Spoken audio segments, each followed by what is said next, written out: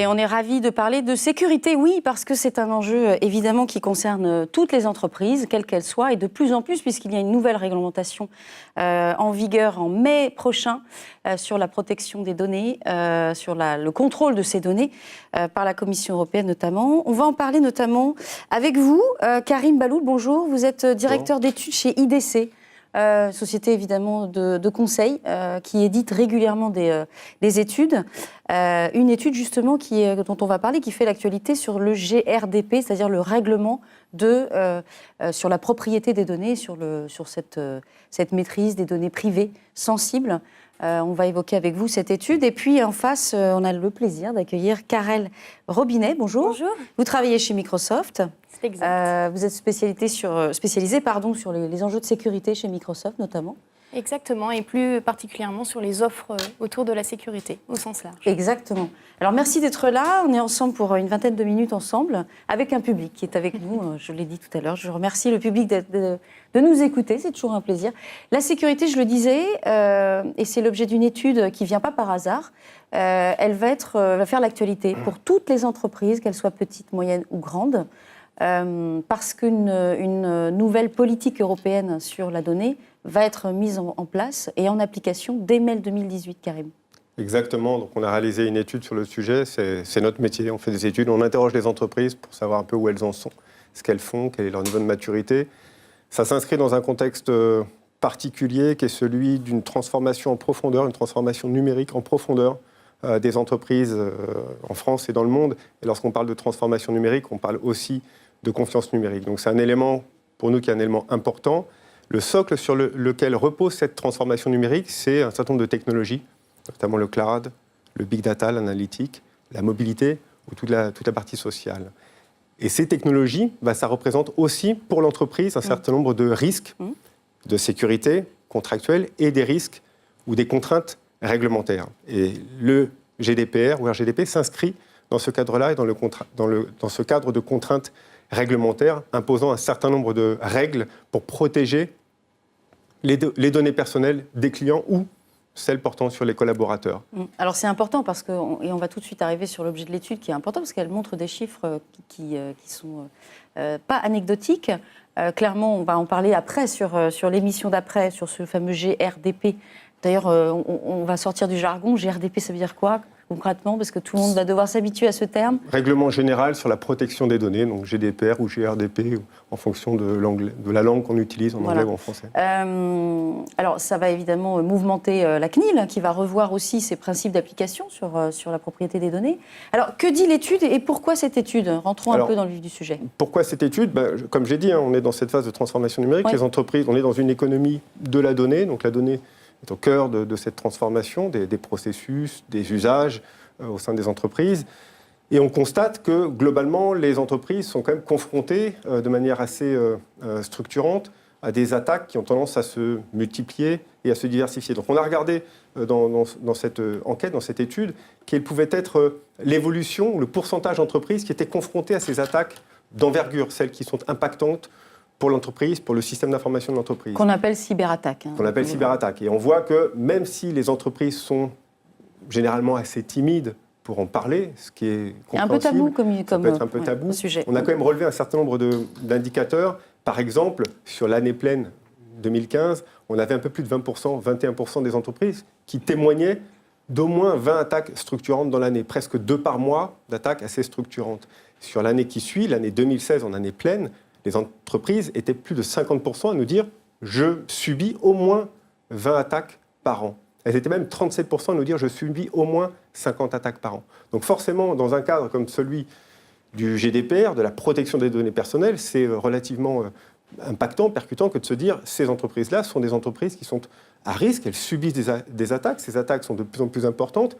Et globalement, on se rend compte qu'un certain nombre d'entre elles, à peu près 40%, un peu plus de 40%, n'ont pas forcément même toute la visibilité sur les attaques qu'elles subissent. Elles ne sont pas à même de nous dire la volumétrie de données qui sont impliquées dans ces attaques-là. Donc on a une vraie problématique aujourd'hui, une évolution réglementaire et un cadre dans lequel s'inscrivent les entreprises qui est celui d'attaques toujours plus importantes en volumétrie et puis qui sont aussi diversifiées dans leur forme. Ça peut être du ransomware, ça peut être du défacement de sites web, ça peut être de l'attaque en déni de service, enfin un certain nombre de typologies d'attaques. Donc c'est un contexte relativement structurant pour les entreprises. J'ai lu d'ailleurs que les cyberattaques pouvaient engendrer des pertes économiques allant jusqu'à 2 000 milliards d'euros d'ici 2020 selon le Forum économique mondial. C'est gigantesque en fait. Exactement, et si je vais renforcer les messages de Karim sur ce sujet-là, mais finalement on s'aperçoit qu'on vit dans des eaux troubles, si je puis dire ainsi, c'est-à-dire que finalement on voit cette prolifération des attaques, en même temps on voit aussi une méthodologie finalement qui va évoluer assez rapidement. On voit que les dernières attaques, sans les citer, se sont proliférées de manière très rapide, qui ne va pas toucher qu'uniquement le territoire français, qui peut bien aller au-delà. Et donc, face à cette période dite trouble, je dirais, il y a quand même un objectif stratégique des organisations à pourtant enclencher, à accélérer leur transformation digitale.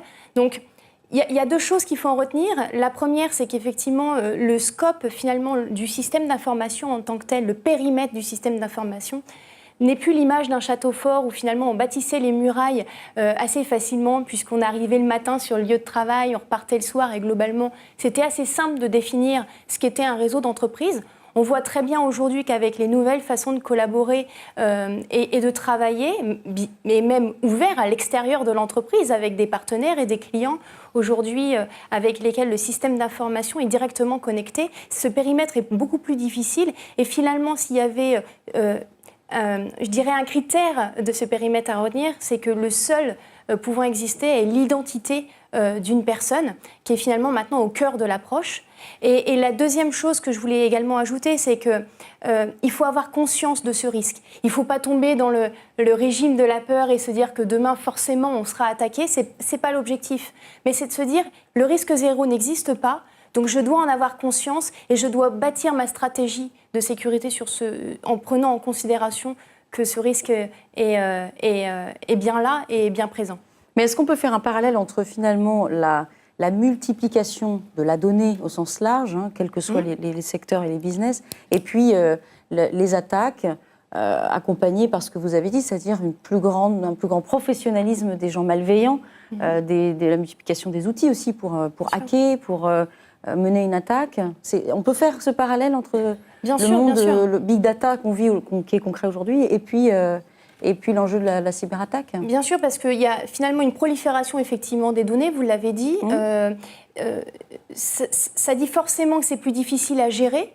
Et pour autant, c'est le patrimoine informationnel est le cœur d'une entreprise, quel que soit le business, j'ai envie de dire. Ouais. Et la cible première des attaques. Alors on parle d'attaques, mais on peut aussi, je voudrais juste ajouter une chose, c'est qu'on peut aussi parler de fuite de données, volontaires ou involontaires, qui peuvent être d'ailleurs d'une personne interne de l'entreprise, bien évidemment. Et donc on voit bien ici le risque directement associé à ce patrimoine informationnel qui finalement est le vrai capital de l'entreprise. Si demain une entreprise ou une organisation se fait voler l'ensemble de son patrimoine informationnel, il est clair que les impacts peuvent être facilement, on va dire, peuvent être énormes et directement liés au business de l'entreprise. C'est ça qui est important à retenir là-dessus. Alors c'est justement dans ce contexte de la cybercriminalité qui est finalement aujourd'hui plus anecdotique, mais qui est, je dirais, un vrai enjeu pour la survie des entreprises.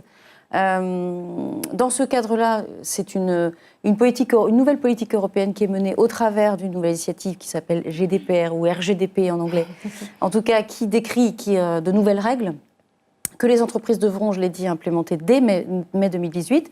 Il n'est pas question d'attendre, donc le sujet est très sérieux.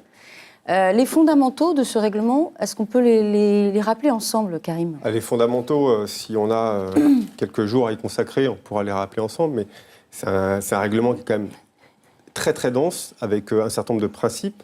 Par exemple, le principe d'accountability, c'est-à-dire que l'entreprise est responsable de cette protection des données, a priori, donc elle doit démontrer qu'elle protège les données. Il y a toute une batterie d'articles qui viennent imposer un certain nombre de règles lorsqu'on parle de DPO, lorsqu'on parle de privacy by design, donc on ne va pas forcément rentrer dans le détail de ces articles-là. La question qui se pose, c'est de quelle manière est-ce que les entreprises peuvent soutenir cette évolution vers le GDPR et comment est-ce qu'aujourd'hui elles considèrent leurs données, comment est-ce qu'elles protègent leurs données. Et nous, on a deux éléments qui viennent alimenter un peu cette réflexion. C'est, on parlait tout à l'heure de transformation numérique et du socle technologique sur lequel repose cette transformation numérique et notamment le cloud. On s'est par exemple posé la question de est-ce que le cloud, à la lecture de ce règlement sur la protection des données, est-ce que le cloud est remis en question, le cloud public est remis en question par les entreprises se disant mince, je dois protéger mes données, donc je ne vais pas les mettre dans le cloud public. Donc c'est un vrai sujet. Cette transformation numérique dans laquelle sont engagées les entreprises repose, pour une bonne part, sur l'utilisation du cloud. Ah oui, parce que l'actif aujourd'hui d'une entreprise qui s'est transformée avec le numérique, il est dans le cloud aujourd'hui. Il est, pour nombre d'entreprises, il est dans le cloud, ou en tout cas, il évolue vers le cloud, parce que c'est un levier qui va permettre d'investir massivement dans cette transformation-là, d'accélérer les process. Et on voit que globalement, les entreprises aujourd'hui nous disent, pour un tiers d'entre elles, la sécurité, lorsque je pense cloud public, la sécurité est un enjeu, un frein ou une difficulté, mais en tout cas, ce n'est pas quelque chose qui va les empêcher d'avancer vers le cloud. Et ce qu'on voit surtout, c'est que ce même résultat, aujourd'hui, c'est à peu près 30% des entreprises qui sont freinées dans leur démarche cloud parce qu'elles ont cette problématique de sécurité en tête. Il y a quelques années, il y a 24 mois, c'était 50%. Donc on voit que cette confiance dans l'infrastructure cloud prend de l'envergure. Et on voit d'ailleurs qu'un peu plus de 80% des entreprises nous disent « Moi, je considère que le cloud public est au moins aussi sécurisé que ce que je pourrais m'offrir moi tout seul. Moi tout seul en interne. Donc je fais confiance à mon prestataire. » Deuxième sujet, c'est où en sont aujourd'hui les entreprises lorsqu'on parle de leurs données, de la protection des données. Est-ce qu'aujourd'hui, les données sont à risque, tout simplement ?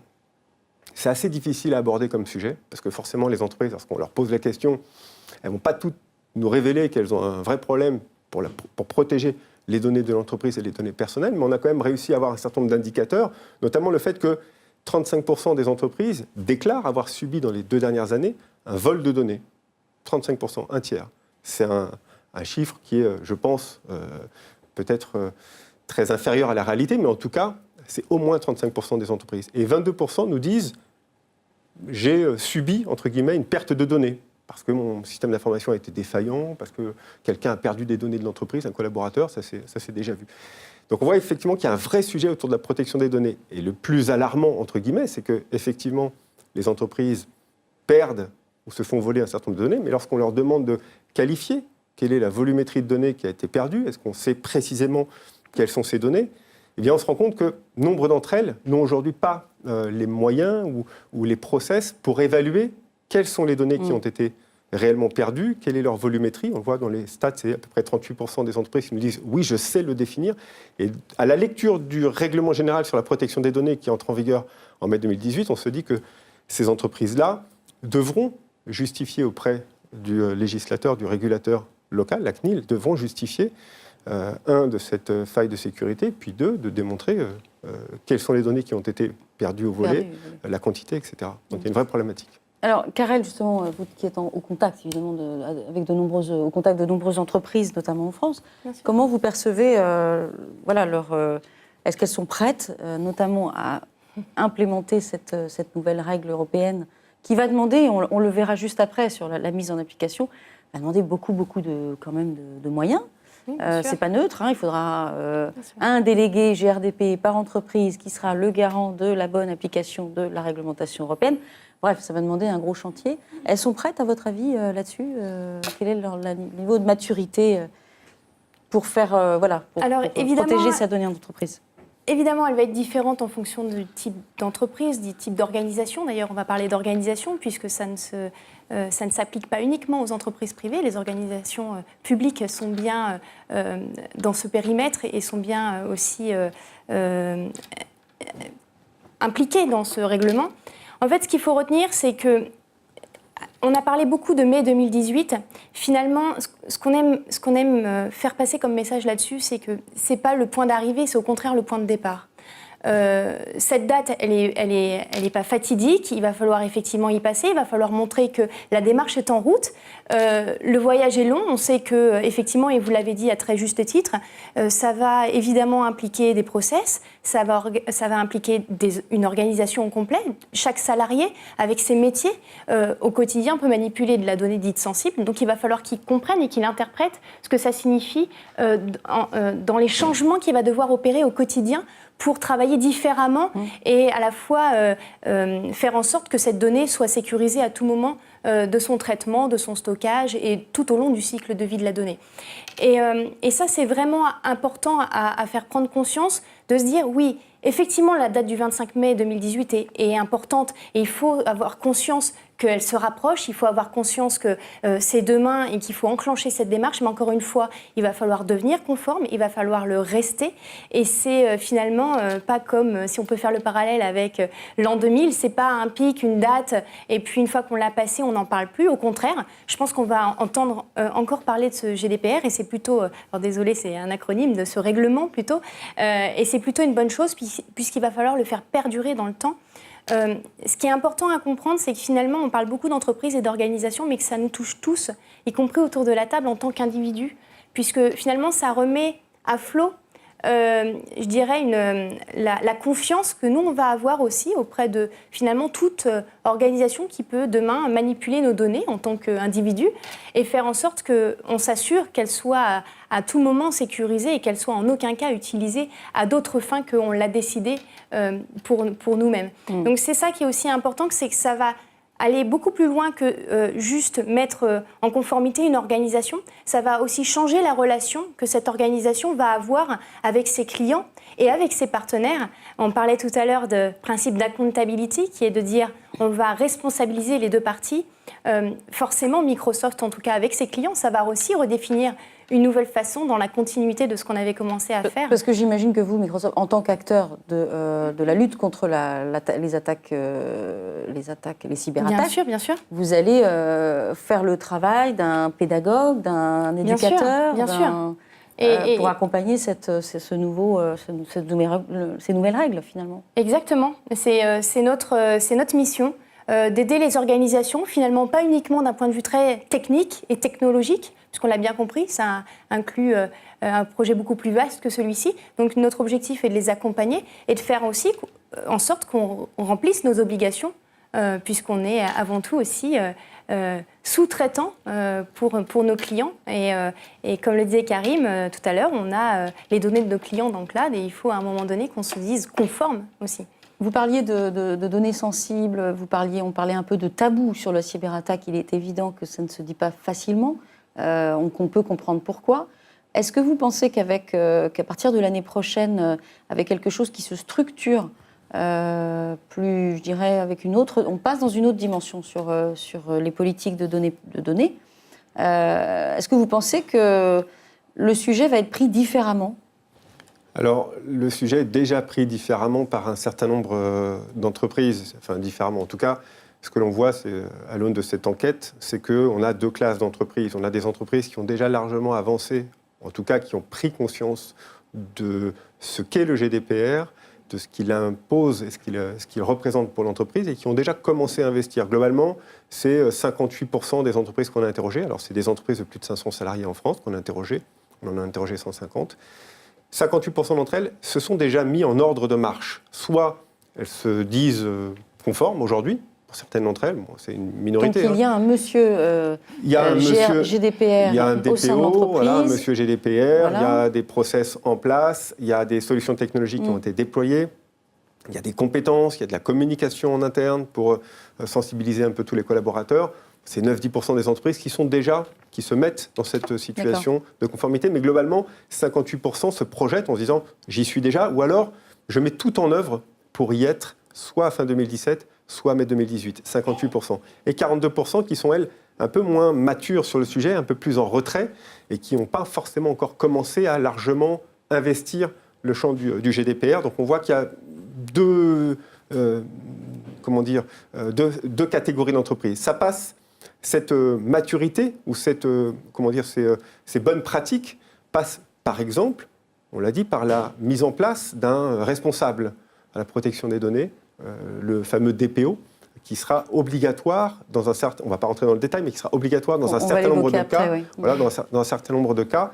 Et on voit aujourd'hui qu'on a globalement les entreprises les plus matures, les 58% dont je parlais tout à l'heure, elles s'inscrivent dans ces démarches-là. Elles disent, pour être conforme à ce règlement-là, je dois avoir un DPO, quand bien même je n'en ai pas l'obligation. Elles sont 80% à se projeter avec mise en place d'un DPO dans leur entreprise. Et ce qui est intéressant, c'est de savoir pourquoi elles se mettent en conformité. Bien sûr, on imagine qu'il y a sanction si elles ne le font pas, parce que le règlement est très clair là-dessus et l'Europe a décidé quand même de prendre le sujet, je le disais, très au sérieux. Donc il y aura des sanctions. Les entreprises pourraient être, on l'évoquera plus en détail, mais dépositionnées si jamais elles ne respectent pas les règles. Est-ce que vous pensez que c'est le seul moteur de leur mise en conformité, en tout cas de leur préparation avant cette fameuse date fatidique de mai, ou est-ce que c'est aussi parce qu'elles se disent, bon, finalement, voilà, les chiffres des cyberattaques ou mes cyberattaques se multiplient, il est temps vraiment maintenant à la fois de se mettre en ordre de bataille à plusieurs et d'y aller vraiment. C'est ce qui fait peut-être la différence entre les entreprises les plus matures dont je parlais, celles qui ont avancé, et puis celles qui sont un peu moins matures.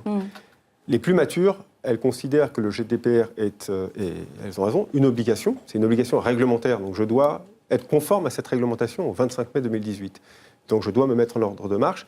Il y a un risque pour l'entreprise que de ne pas être conforme. Le risque, on l'a évoqué, des pénalités qui sont extrêmement fortes dans un certain nombre de cas, 4% du chiffre d'affaires mondial, etc. Bon, c'est un risque que nombre d'entreprises ne sont pas prêtes à prendre. Mais ces mêmes entreprises qui sont les plus matures nous disent « je dois le faire, je le fais, bien entendu, je mets en place les dispositifs pour le faire, mais au-delà de cette contrainte, on parle souvent de contraintes réglementaires, mais au-delà de la contrainte de se mettre en conformité, c'est aussi pour ces entreprises, pour nombre d'entre elles, une opportunité. En tout cas, elles ont ce niveau de lecture-là en se disant, si je me mets en conformité, eh bien, j'aurai aussi avancé sur le traitement de ces données, sur la capacité à avoir une visibilité extrêmement étendue sur les données que j'ai dans mon système d'information, parce que je vais devoir casser des silos. Il y a des départements d'entreprise qui utilisent un certain nombre de données, d'autres qui utilisent d'autres données. Je n'ai pas une visibilité globale sur tout ça, mais avec le GDPR, je vais devoir avoir cette visibilité-là. Et ça va m'apporter des bénéfices tangibles pour l'entreprise. Je vais pouvoir peut-être mettre en place de nouveaux processus, peut-être de nouveaux services en direction des utilisateurs à travers cette mise en conformité. Karel, pour une entreprise qui découvre un peu le sujet du GRDP, qu'on va encore une fois débattre juste après, quel conseil on peut donner à l'entrepreneur, le décideur qui nous regarde sur comment se préparer à tous ces enjeux-là ? Alors, effectivement, la réponse ne va pas être unanime, même s'il y a des étapes clés, finalement, qu'on retrouve dans chaque démarche.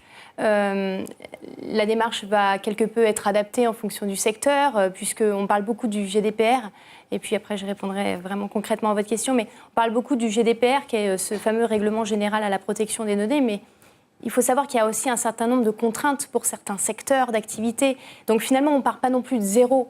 On a l'impression que celles qui n'ont pas commencé, elles n'ont rien en place, et je pense que Karim a commencé à vraiment passer les messages là-dessus, mais c'est important de le renforcer. Les entreprises, y compris les moins matures, ne partent pas de zéro. Je pense que c'est le premier point. En ce qui concerne la structuration de la démarche, il y a effectivement de faire un premier état des lieux des traitements liés à ces données. Donc on parle du cycle de vie de la donnée, et ça peut traverser différentes finalement technologies, différents services. Karim le rappelait aussi, dans les silos de l'entreprise, des divisions, des métiers différents. Donc c'est important d'avoir cet état des lieux pour dire finalement, donc ce qu'on va appeler un registre des traitements, mais finalement ces données-là, pourquoi elles vont être traitées par notre entreprise, à quelle finalité, parce que c'est ça dont on va parler, quelle technologie, quels outils, par quels outils elle va passer cette donnée, et puis par qui elle va être traitée, et encore une fois, je le répète, mais pourquoi elle va être traitée. Ça, c'est vraiment important. Et une fois qu'on a fait cet état des lieux, les entreprises en elles-mêmes et les organisations vont être en capacité de dire, finalement, est-ce que j'ai un risque élevé par rapport à ces données, puisque c'est des données très sensibles, ou au contraire, finalement, est-ce que je considère que ce risque est raisonnable ? Et en fonction de ce niveau de risque, on verra si elle a besoin d'aller beaucoup plus loin dans la démarche. Donc ça, c'est vraiment les premières étapes.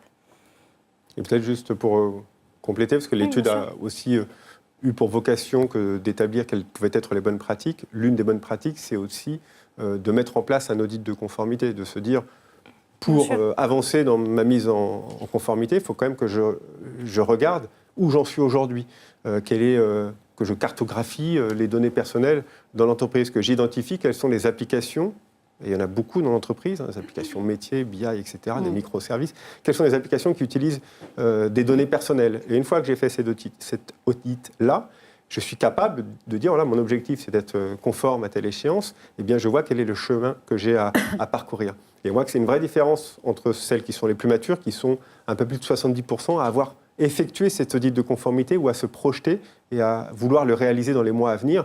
Et celles qui sont moins matures ne perçoivent pas forcément aujourd'hui l'intérêt de cet audit de conformité. Elles sont que 40% à se projeter vers la mise en place d'un audit. Et nous, on pense que c'est vraiment la première étape à mettre en œuvre, savoir d'où je pars, on l'a dit. Toutes les entreprises ont déjà lancé des initiatives, peut-être même sans le savoir, ont déjà des solutions technologiques ou des processus en place. Il faut les identifier pour ensuite voir quel est le gap, quel est le chemin à parcourir pour être conforme. Merci à tous les deux pour avoir débattu avec nous les enjeux de la cybercriminalité, les cyberattaques. On va continuer dans quelques minutes à creuser ce sujet du GRDP. On va y arriver, il faut s'habituer un peu. Avec deux nouveaux invités pour cette fois-ci plutôt sur l'opportunité à prendre. Et on va creuser ce sujet-là ensemble. Avant ça, on va regarder quelques vidéos, notamment sur le cloud Microsoft, comment aider finalement, grâce à la Digital Crimes Unit, à combattre la cybercriminalité. On se retrouve donc juste après pour un autre plateau. À tout de suite.